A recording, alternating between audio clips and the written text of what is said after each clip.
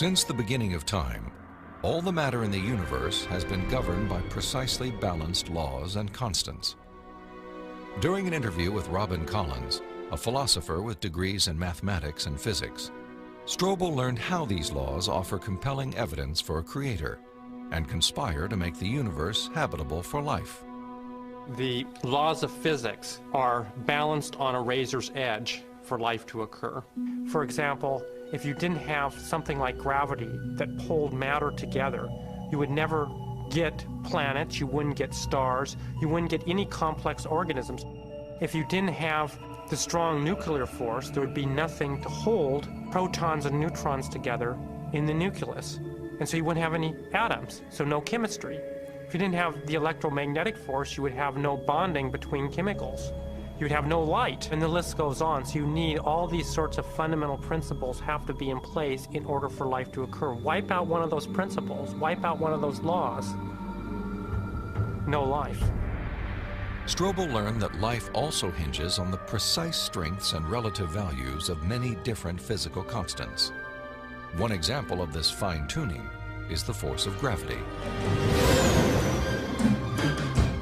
Imagine a ruler divided up into 1-inch increments and then stretched across the entire universe, a distance of some 14 billion light years. For the purposes of illustration, the ruler represents the possible range for gravity. In other words, the setting for the strength of gravity could have been anywhere along the ruler, but it just happens to be situated in exactly the right place so that life is possible. Now, if you were to change the force of gravity by moving the setting just 1 inch compared to the entire width of the universe, the effect on life would be catastrophic. No large-scale life forms could exist. Anything that was more than the size of a pea would be completely crushed. So you might be able to get life of a very, very primitive sort, such as bacteria, but you could never get conscious observers.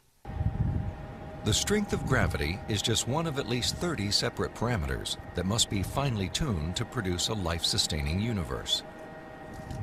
Another example is the cosmological constant. The cosmological constant describes the expansion speed of space in the universe. If space expands too quickly, then the universe will spread out so quickly that material objects can't form. So you can't get stars and galaxies and planets and the types of things that we, of course, take for granted in our universe. Physicists have determined that the cosmological constant is fine-tuned to 1 part in 100 million billion billion billion billion billion. Such precision has been compared to traveling hundreds of miles into space, then throwing a dart at the Earth and hitting a bullseye measuring 1/trillionth of an inch in diameter, an area less than the width of a single atom. Just consider those two parameters, gravity and the cosmological constant. Their level of fine-tuning is to a precision of 1 part in 100 million trillion trillion trillion trillion trillion trillion. I mean, that's like 1 atom in the entire known universe. This fine-tuning is also evident at the atomic level. The strong nuclear force binds atoms together. If the strength of this force were to decrease by 1 part in 10,000 billion billion billion billion, the only element left in the universe would be hydrogen. Again, chemical life would not be possible. The fine-tuning of the laws and forces of physics is so precise that few theorists are comfortable invoking mere chance as an explanation, unless our universe is not the only roll of the dice. If the universe looks like it's fine-tuned for complex life, maybe there's a fine-tuner. Maybe it was fine-tuned for life. And this has certain unsavory theological implications. And so it's not surprising that those committed to a fundamentally materialistic view of reality would try to find an escape hatch. And the most popular escape hatch for this theological implication of fine-tuning is this idea of multiple universes. As its name suggests, the theory of multiple universes proposes that our universe is not alone. Instead, it is part of a vast ensemble of universes, each with a different set of laws and constants. If there's only one universe, then the conclusion that the universe looks fine-tuned because it is fine-tuned is inescapable. But if our universe is just one of a vast set, then you seem to have more resources to play with. Chance gets a new lease on life. I sometimes try to imagine what physicists have in mind that postulate this idea of multiple universes. I mean, what would the generator look like that creates them? Maybe it's like a giant monolith that has dozens of different dials, each of which has to be set to the right physical constant. If we think of these parameters as dials, each of the dials is different. So if you produce enough universes with enough different dial settings, eventually, just by chance, you get one just right. So you might have to produce a trillion universes. But eventually, if you have a generator that's just spitting out just an enormous number of them, then it gets the right dial setting. And then by just chance, you get conditions right for life. So it's a huge cosmic lottery. That's the idea. It's an interesting idea. I mean, there's really only one problem with it. There's no independent evidence that it's true. Besides, it really just pushes the question back a step, because we could still ask, who built the generator? The suggestion of multiple universes strikes me as a desperate attempt to explain away the obvious, which is that the universe is finely tuned by an intelligence to sustain complex life. An intelligence that must be beyond the constraints of time and space.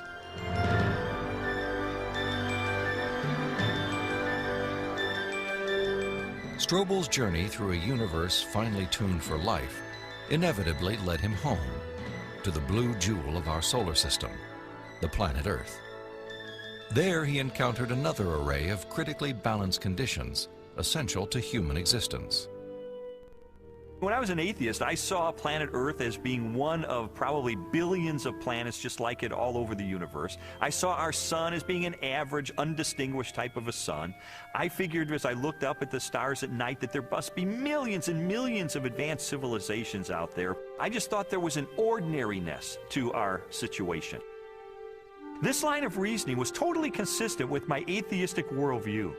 But what I learned later is that it's not consistent with what science is revealing about the Earth. Strobel's investigation caused him to consider the many conditions necessary for a life-sustaining planet. In the process, he was introduced to the science of astrobiology and astronomer Guillermo Gonzalez. I'm an astrobiologist, and what motivates me is just to examine the conditions necessary for life and look elsewhere in the universe and see if those conditions are met anywhere else. And the answer could be yes, and the answer could be no, and either answer is interesting.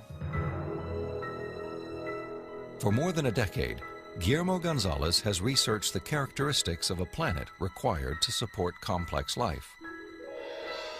Estimates vary, but a current list of these factors would number at least 20 and include an oxygen-rich atmosphere, liquid water and large continental landmasses, a home star of the right temperature and mass, an orbital path that is neither too far nor too close to the home star, a moon large enough to stabilize the tilt of the planet's axis and the movement of its tides, a magnetic field strong enough to deflect the sun's radiation,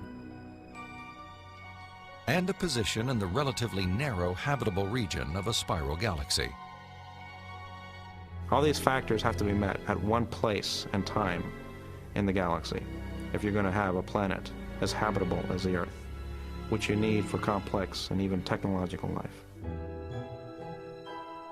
Theorists have attempted to calculate the odds of all the necessary factors for life appearing at the same time on the same planet.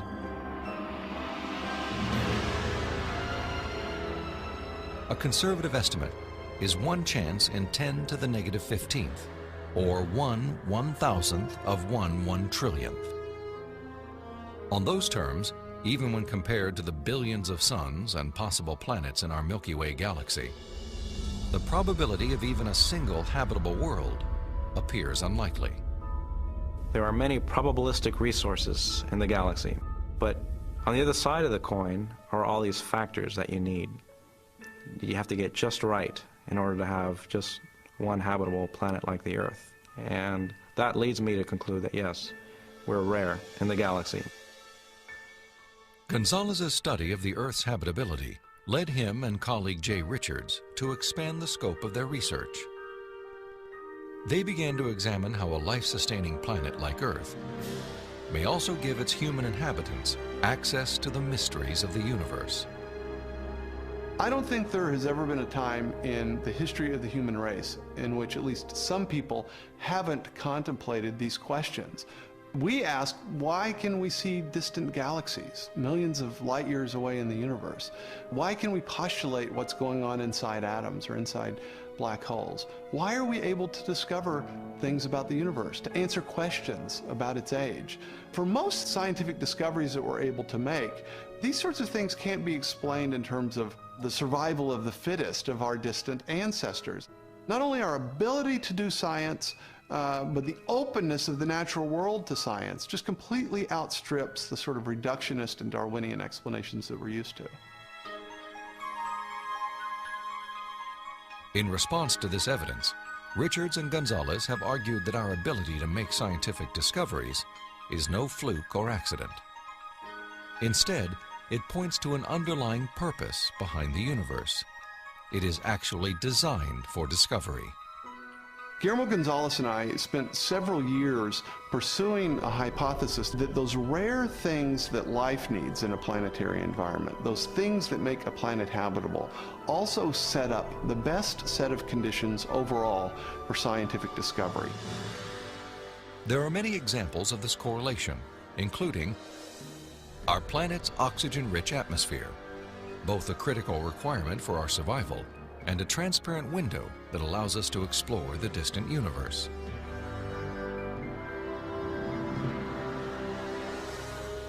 The Earth's precise distance from the Sun and the size of its moon and home star.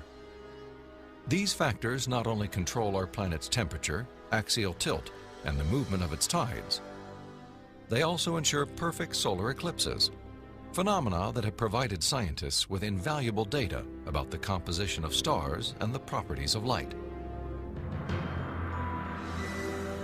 And our location in the Milky Way. The Earth is positioned between two spiral arms within a relatively small region where life is possible. As a result, we enjoy an excellent platform for clear, unimpeded views of our galaxy and the rest of the cosmos. I think God intentionally created a habitat for us that allows us to see Him through the creation that He has left behind. And this habitat is conducive for us to do scientific research. It didn't have to be that way, but it is. Why? Because I believe that by doing science, we find God.